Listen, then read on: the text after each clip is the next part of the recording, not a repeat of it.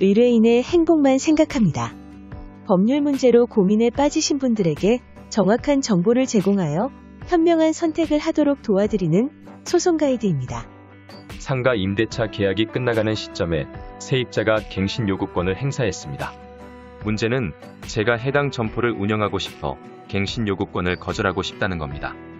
주택의 경우 실거주 목적이면 집주인이 갱신 요구권을 거부할 수 있다고 알고 있습니다.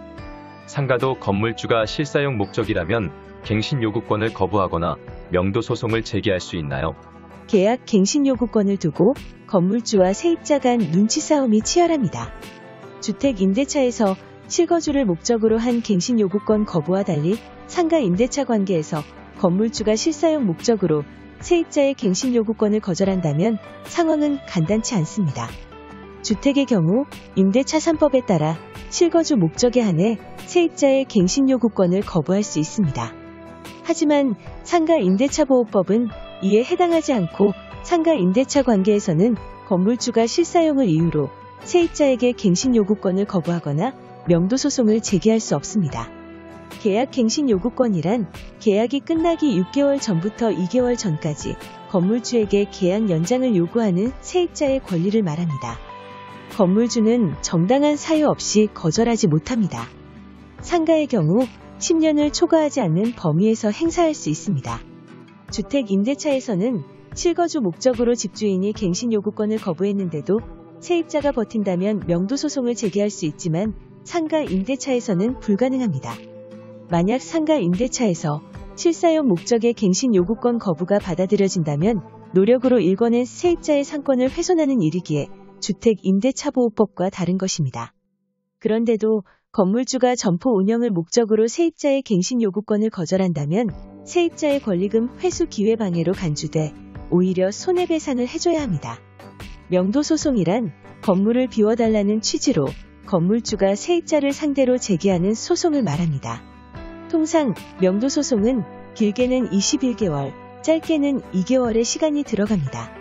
평균 명도소송 기간은 약 4개월 안팎이 걸립니다.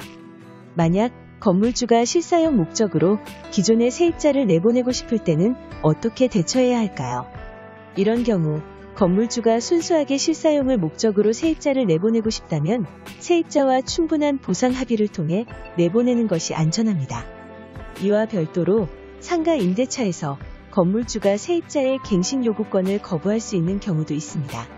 상가 임대차 보호법 제10조 제1항 각호에는 건물주가 세입자의 갱신 요구권을 거부할 수 있는 규정이 명시되어 있습니다.